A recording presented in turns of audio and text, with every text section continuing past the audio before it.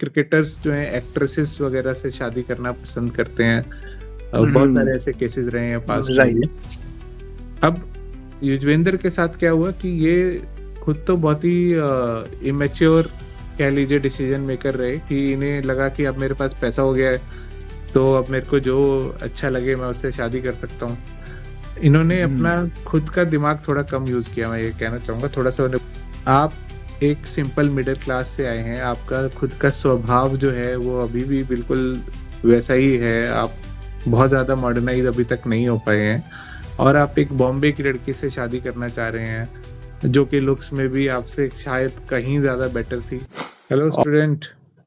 Hello professor, how are you? All good, all good. क्या topic है आज का? आज का टॉपिक है डाइवोर्स।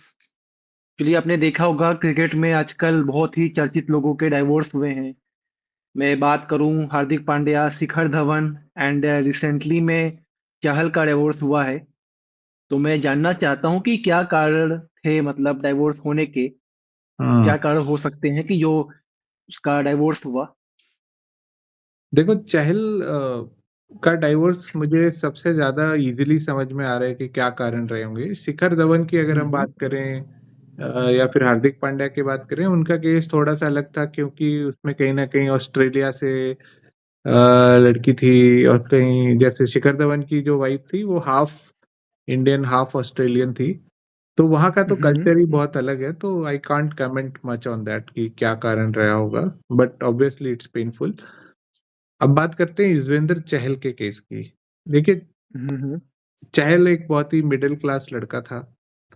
राइट। हरियाणा के जींद जिले से उसने अपना जीवन शुरू किया और वहीं से उसने क्रिकेट में आगे बढ़ते हुए आईपीएल खेला और फिर देश के लिए भी खेला, और हम्म। एक प्रोमिनेंट टी20 टीम का प्लेयर वो बन चुका है फिलहाल।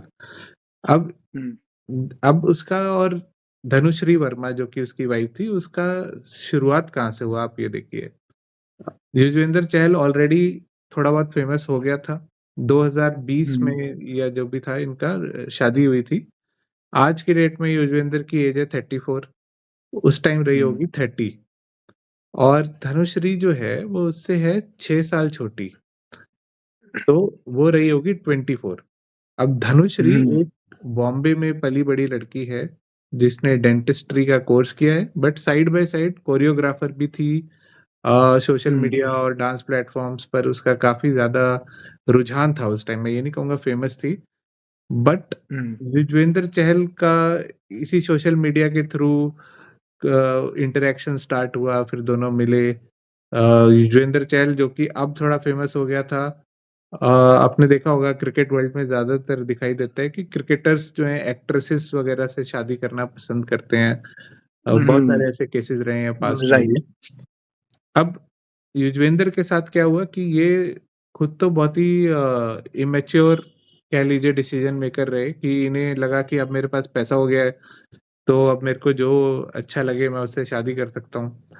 इन्होंने अपना हम्म। खुद का दिमाग थोड़ा कम यूज किया, मैं ये कहना चाहूंगा। थोड़ा सा उन्हें बुरा लग सकता है, लेकिन अगर आप एक सिंपल मिडिल क्लास से आए हैं, आपका खुद का स्वभाव जो है वो अभी भी बिल्कुल वैसा ही है। आप बहुत ज्यादा मॉडर्नाइज अभी तक नहीं हो पाए हैं और आप एक बॉम्बे की लड़की से शादी करना चाह रहे हैं जो कि लुक्स में भी आपसे शायद कहीं ज्यादा बेटर थी, और उसकी एज भी आपसे बहुत कम थी।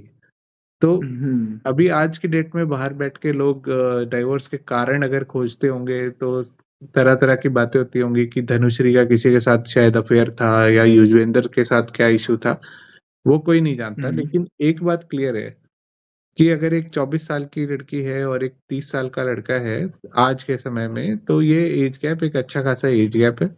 अब यही थोड़ा और आगे का होता है, जैसे मैंने अपने पिछले वीडियो में भी बताया, मान लीजिए लड़की 30 की होती, लड़का 36 का होता, तो फिर ये एज गैप हम्म। स्टिल जो था इतना मैटर नहीं कर रहा था, क्योंकि by the okay. Age of 30-32 hmm. आप लोग एक मेच्योरिटी लेवल अचीव कर सकते हैं, आप अपना डिसीजन सोच समझ के ले सकते हैं।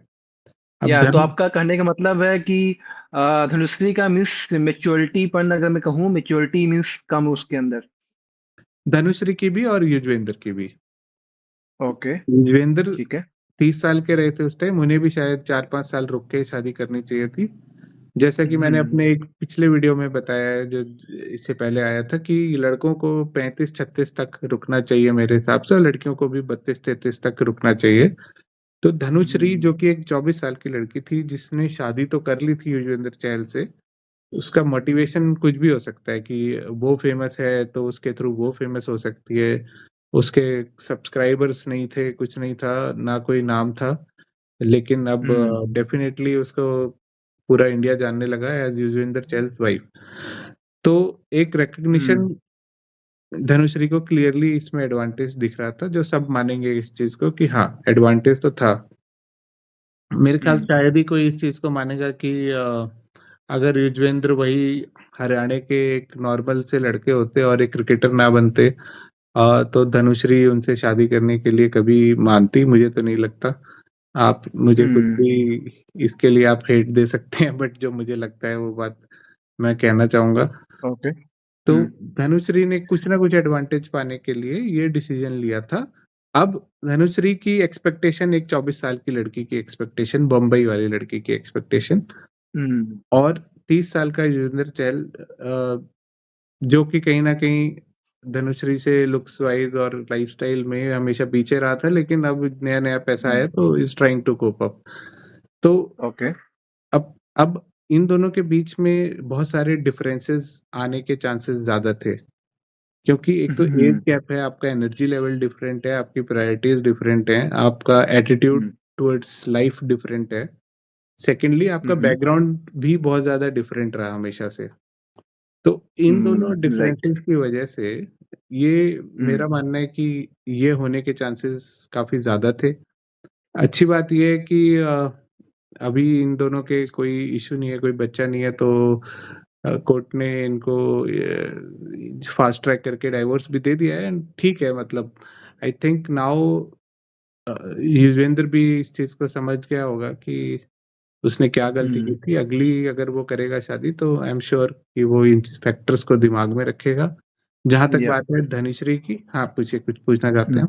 हाँ मैं ये कह रहा हूँ कि आपने जो कहा है कि अपने यहाँ एज मीन्स लड़कों को लड़कियों को अप्रोक्स 35 साल की एज में करनी चाहिए। बट मैं अगर बात करूँ अपने इंडियन सोसाइटी की, तो मैं अगर 10 केस उठाऊं, 10 में से अप्रोक्स 8-9 केस में ऐसी होता है कि जिसकी लड़का हो या लड़की हो, उसकी शादी जो है अप्रोक्स 30 के अंदर पेरेंट्स की कोशिश रहती है कि कर दी जाए। बिकॉज उनका ये सोचना रहता है कि अप्रोक्स अगर 30 की ज्यादा हो जाएगी, वो लड़का हो या लड़की हो, तो अगर कोई लड़का है तो उसे लड़की खोजने में दिक्कत होगी, मीन्स लड़की मिलने में। एंड कोई अगर लड़की है तो लड़के मिलने में दिक्कत आएगी। ऐसे भी केसेस देखे गए इंडिया में बहुत। देखिए, बात आपकी बिल्कुल सही है, इंडिया में ऐसा होता है, और अगर आप यूरोपियन हम्म कंट्रीज की बात करेंगे तो वहाँ ऐसा नहीं होता है, क्योंकि इंडिया की हम्म सोसाइटी ने ये थोड़ा फॉलो किया है ज्यादा, कि जल्दी मैरिज कर लेना और वो। हालांकि देखिए, धनुश्री की एज मैरिज के टाइम 24 थी, जो कि इवन इंडियन अर्बन स्टैंडर्ड्स के हिसाब से भी जल्दी ही था। Even in hmm urban cities of India, ladies girls wait till 27-28 easily these days. तो 4 साल हम्म तो इंडियन स्टैंडर्ड्स के हिसाब से भी धनुश्री की अर्ली मैरिज थी। रही बात युजवेंद्र की, आप एक अगर क्रिकेटर हैं और आप एक नामी क्रिकेटर बन चुके हैं, तो मुझे नहीं लगता 34-35 की उम्र में भी आपको शादी के लिए लड़की ढूंढने में इतनी कुछ समस्या होने वाली थी। बट मैं आपकी बात समझ रहा हूँ, अगर एक एवरेज इंडियन है, एवरेज लड़का है, तो उसके लिए इंडिया में इश्यू है इस चीज का।